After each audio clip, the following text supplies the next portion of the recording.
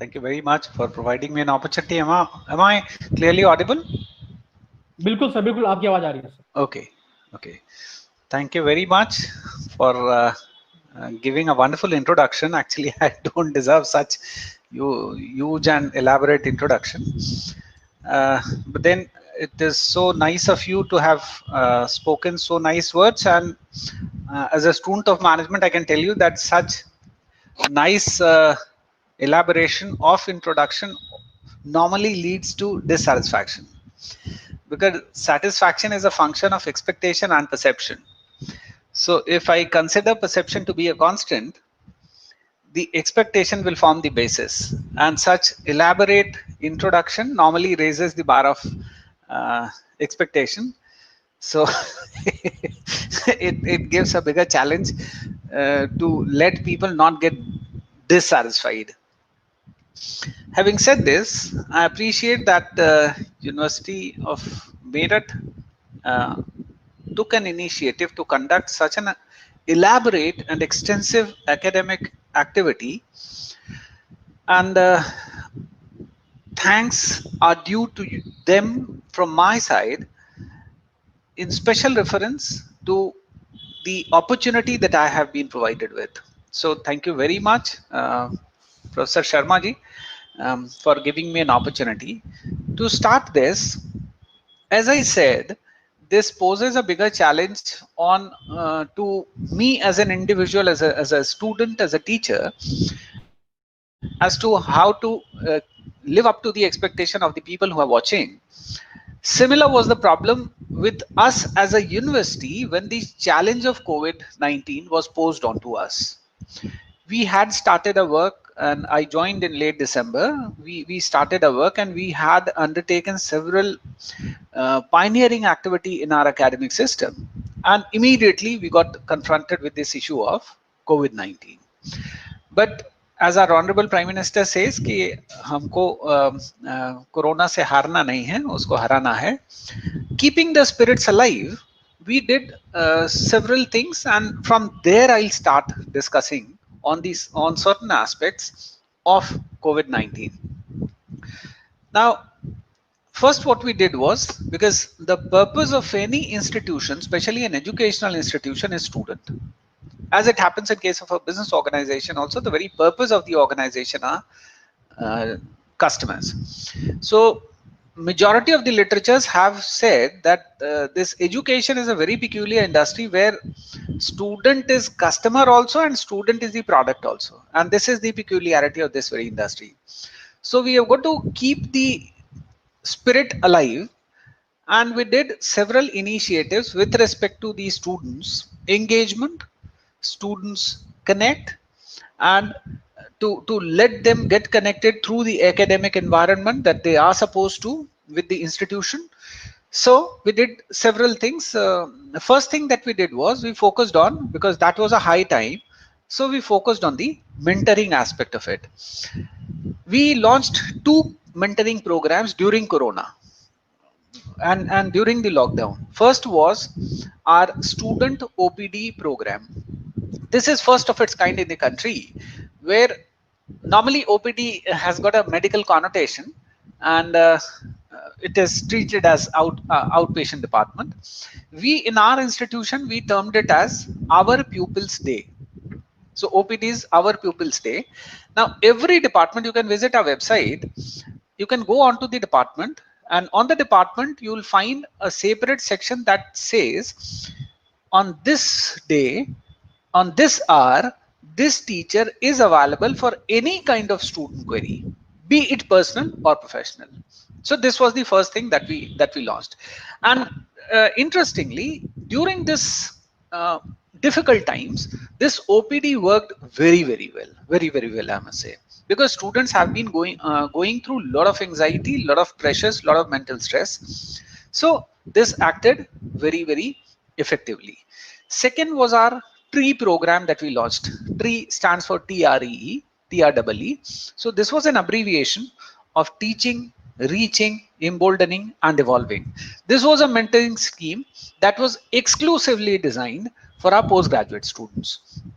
So with this TREE program, Hello. So with this tree program, we again formulated a separate mentoring program for our student, and we initiated the separate mentoring program for our students. And this also different teachers at different time slots have been working differently based on the specific needs of these students. And in many of the cases, teachers even dare to place the content onto the website. So this was second thing. Besides, during this corona period only, we launched two student uh, major initiative. One is that in our university there was a scheme of poor boys fund. Probably it is prevailing in all these all the universities of Uttar Pradesh. Here what we did was, we first got it cleared from all our statutory bodies, right from our finance committee to our executive council. We renamed it from poor boys fund, because boys are not the only students in the university. So we, and then why poor is a very negative word, reflecting very negative connotation. So what we did was, we renamed it as student welfare fund, and the total money that we have had, because I term my institution as a financially challenged institution. So whatever fund that we could muster during in that head, what we did was, we classified into several categories, and we provided two schemes. One was a Karma Yogi scheme, which was a kind of earn while learn scheme. Here we formulated a 50 days work in a year post 4, that is after completion of the class, based on the specific skill of the student. Like for example, if there is a student of library science, he can work on with our library for some kind of support system. Similarly, there could be another person who is, say, working in our computer engineering department, or maybe computer science department. He can work with our automation. Students of our commerce may work with our accounts department. Student of civil engineering can work with our engineering section of the university. 2 days, 2 hours a day for maximum 50 days a year, they can work, and they would be paid on hourly basis post completion of the class. So this was one scheme, Karma Yogi scheme, that we launched. Second was our scheme of scholarship, which was a Chhatra Kalyan scholarship that we had instituted, and we framed it for the students who were taking admission to our program. Besides, during the period, we also instituted a seed money, a seed capital of rupees 5 lakh to be provided to the student based on the business plan that they are producing to the institution. So student, as I said, is the very purpose of the institution, of the of existence of an educational institution. So this is where we started with, and all this started during the corona period. Second was that academic is second most important activity, second most important reason for the existence of an educational institution. So here we focused on teaching and innovation. On teaching, we developed a 3C model, and we practiced the 3C model in our institution. Our first C was conduct of class. So we arranged for conduct of class. We placed the timetable on our website, that too on open access model. So any student can visit our website and find out which department is he student of, when is, and what teacher is going to take classes. And normally the timetable has been prepared based on the mutual consent of the availability of network and freedom of the student and the teacher. And this is how the timetable during that corona period was placed on our website. So first was leveraging information technology for conduct of class. Second was creation of content. Interestingly, what we did in our creation of content was that we opted for an open access model. Unlike many of the leading institutions in the country which opted for closed access model, it was largely because we have had a greater reliance on the competence of our faculty members. So what we did, we opted for an open access model. We placed the content on our website, so anyone who's watching this program can participate in this. Can visit our website www.lkouniv.ac.in, and on the second tab, in the left side, you will find online study material section. That will take you to faculty wise content, and then that will take you to department wise content. So this is what we did. Our faculty members developed our content placed on their departmental website section of the website. Besides, all the departments of the university now has got a YouTube channel where many of the faculty members have been placing their online lectures. Through this, we developed a model for creation of content.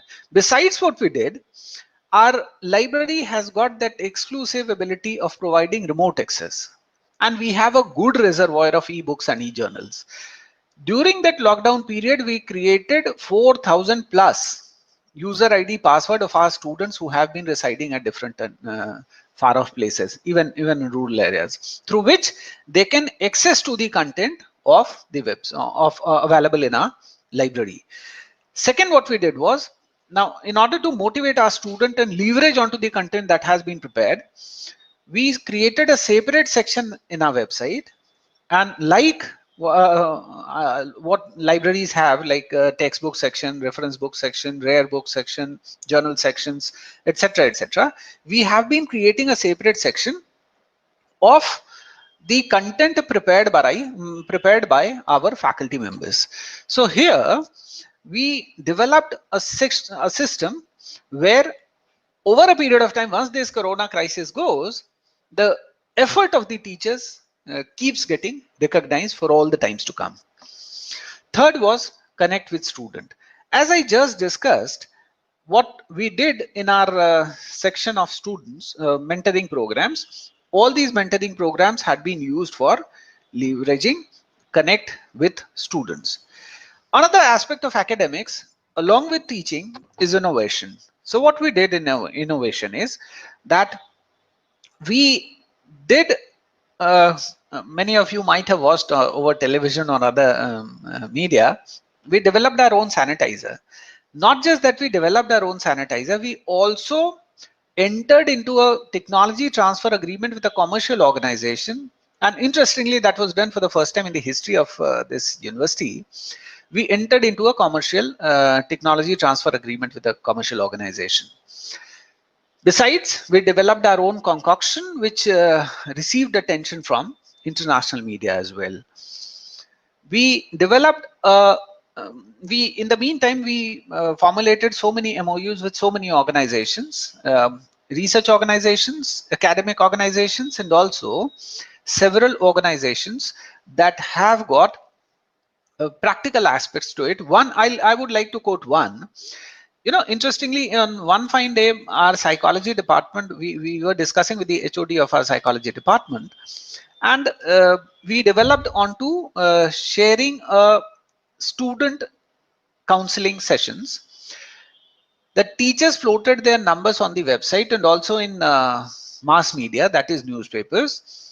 Students started calling them. We subsequently floated it, and a lot of senior citizens also started calling to our faculty members to redress the psychological grievances that they have had.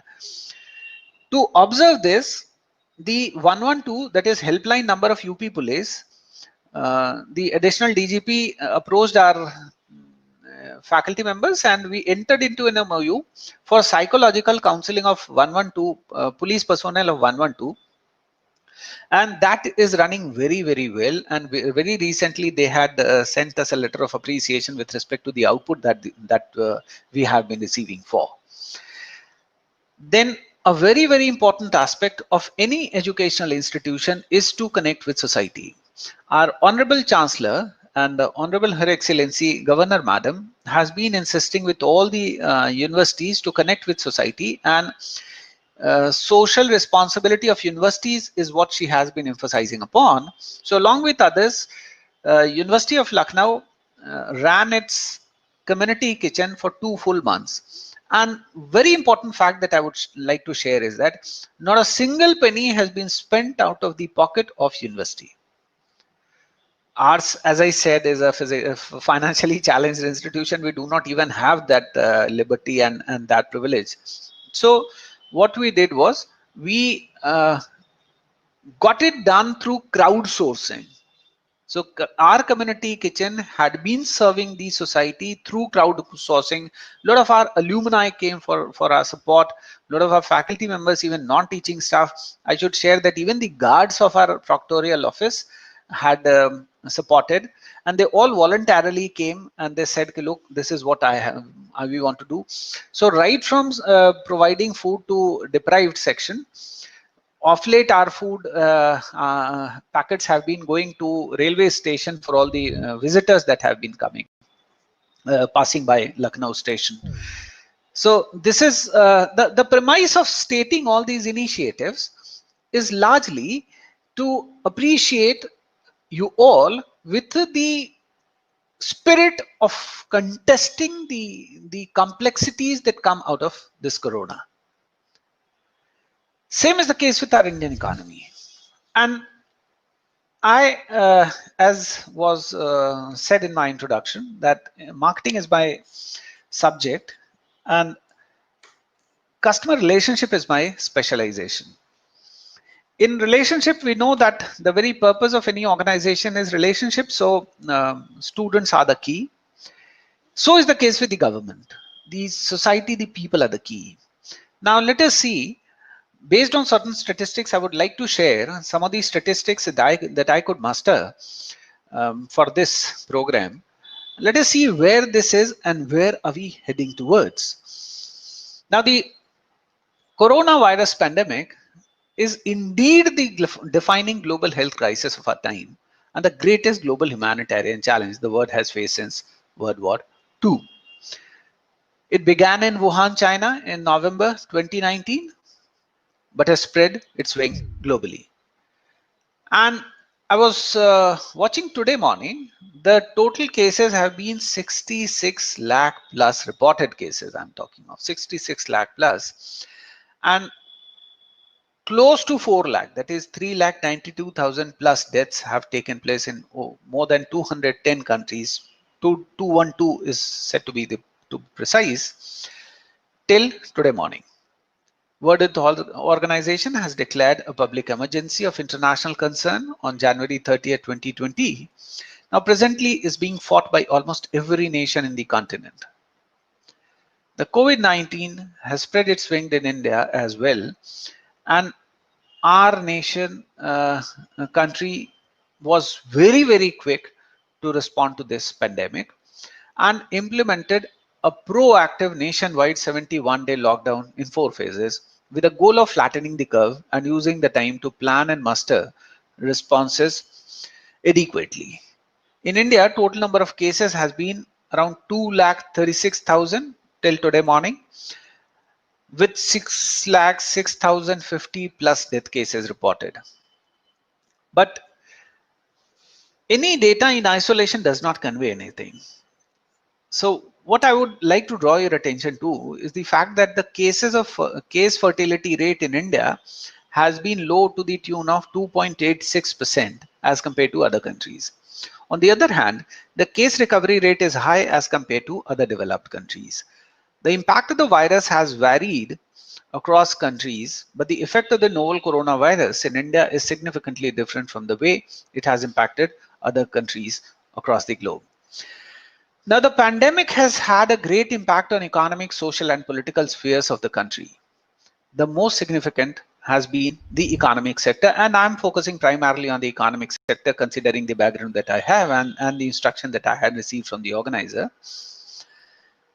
Most of the economic activities have been stopped due to lockdown. The Indian economy has been experiencing significant slowdown over the past few quarters.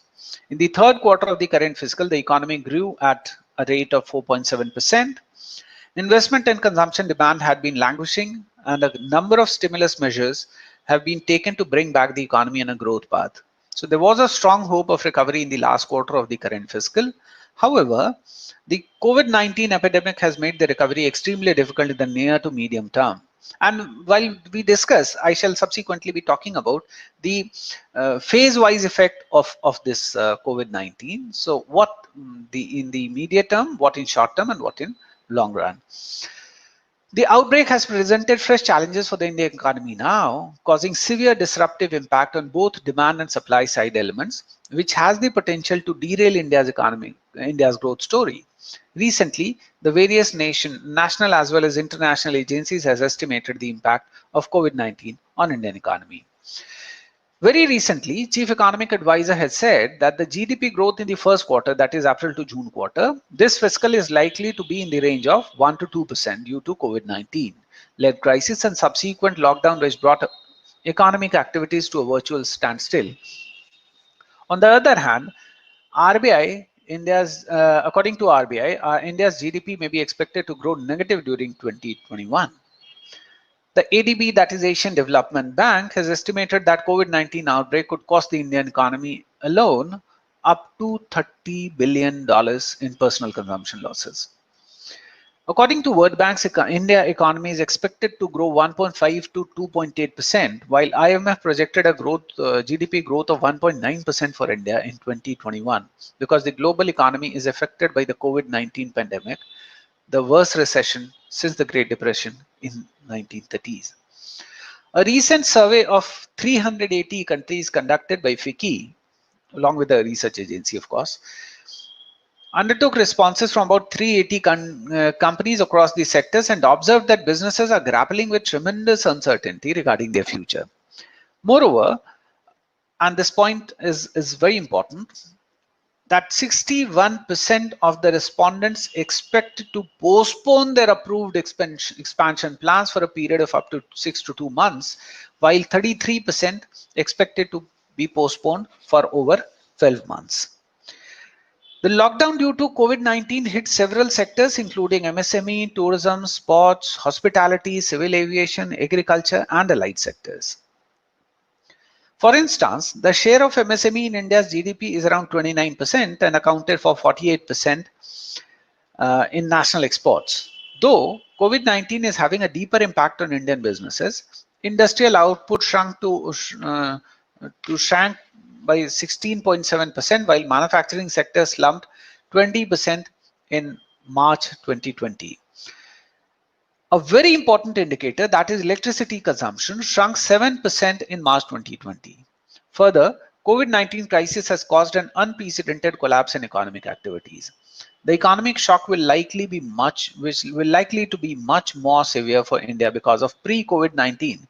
The economy was already slowing down.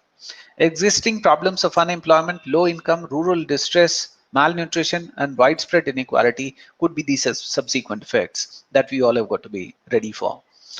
Moreover, the data released by the industry department showed that the 8 core sectors, these are crude oil is going to experience minus 5.5%, natural gas minus 15.2%, refinery products minus 0.5%, fertilizer minus 12%, steel minus 13%, cement minus 25%, and electricity minus 7%, saw a contraction in output in March. Apart from this, the Indian Association of Tour Operator, AITO, estimated the hotel, travel, and aviation sectors to incur losses of up to rupees 8,500 crores due to travel restrictions imposed on foreign tourists. Cancellation of tickets, refunds, and low utilization rate of airlines have made situations grim for the already distressed aviation industry. India's large informal sector, and you know this is what we are characterized with, is particularly vulnerable. Out of the national total of 465 million workers, around 422 million workers, that is 91% of our total workers segments are in informal sector, but this data is of course of 17-18. They have been lacking regular salaries or incomes. These agriculture migrants and other informal workers would be the hardest hit during the lockdown period.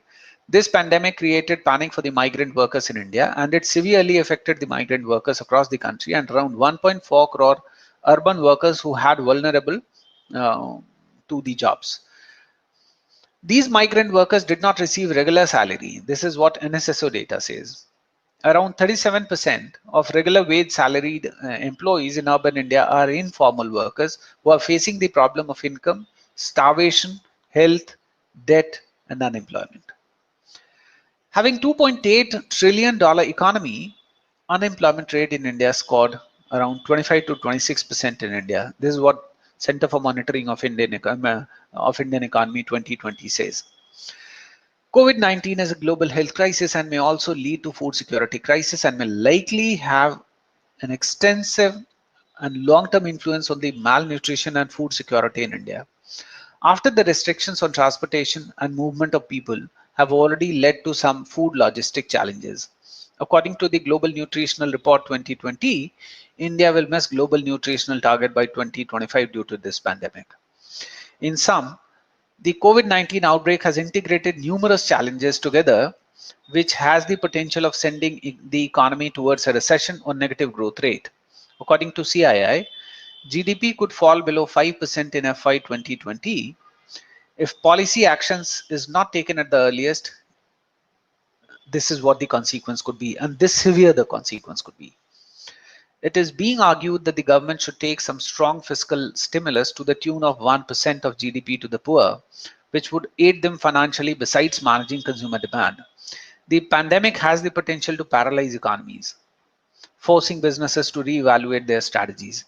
Companies will need to build up their financial power and orient towards developing a lean structure to steer through the uncertain business environment.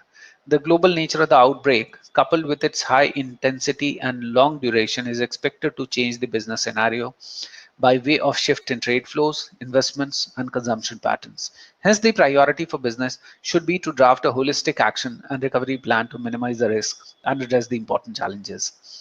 The government has taken the following policy measures. Very important is that the government recently introduced the Arogya Setu mobile application to educate citizens about novel coronavirus and help them make informed decisions amid the crisis. Under its Ujjwala scheme, the government is providing free LPG refills for the next 3 months to over 8.3 crore poor women. The government said it plans to set up a chain of 20 lakh retail shops called Suraksha stores across India, which will provide daily essentials to citizens while maintaining stringent safety norms. News agency, this is what PTI says. Human HRD Minister very recently launched a web portal to monitor and record the initiative by the ministry to combat COVID-19 with knowledge, technology, and innovation named as Yukti. The government decided to double the collateral-free loan amount for women in self-help groups to rupees 220 lakhs. Under PM Kisan scheme, the finance ministry said that over 6 crore farmers have been benefited amid the lockdown.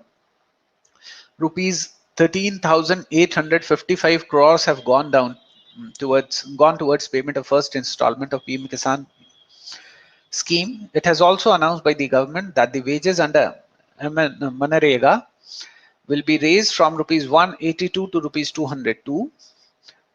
Very recently, Finance Minister announced a relief package worth rupees 1 crore 70 lakhs in the wake of COVID-19 outbreak. Under the National Social Assistance Program, 1,400 crores has been disbursed to about 2.82 crore old age people, widow and disabled people. Over 2 crore construction workers received financial support worth rupees 3,066 crore under the Building and Construction Workers Fund. Nearly 20 crore women Janadhan account holders received rupees 500 each in their account. The total disbursement under the head was 9,930 crores. The government said it will release 20 million metric ton of food grain during the April-June quarter under the Pradhan Mantri Garib Kalyan Anna Yojana amid the COVID-19 crisis, and the government is also providing medical insurance cover of rupees 50 lakh per person to health workers fighting the corona pandemic. Very recently, a special economic package has been announced to make India self-reliant by Honorable Prime Minister Shri Narendra Modi ji in his third address to the nation over COVID-19 pandemic. This package, taken together with earlier announcement by the government during COVID crisis and decisions taken by the RBI, is to the tune of rupees 20 lakh crores, which is equivalent to almost 10% of the India's GDP. Now, there had been earlier stimulus measures had been of 1,92,800 crores. Then RBI's measure was to the tune of 8 lakh crores. Then MSME, NBFC and power sector received support to the tune of 6 lakh crores. migrants expenditure, Kisan credit cards, NABARD, Mudra, etc. In total received a stimulus of around 3 lakh crores. Agriculture received a stimulus of around 1 lakh 50,000 crores. So in total, there had been a scheme initiated for 20 lakh plus crores here on this very head.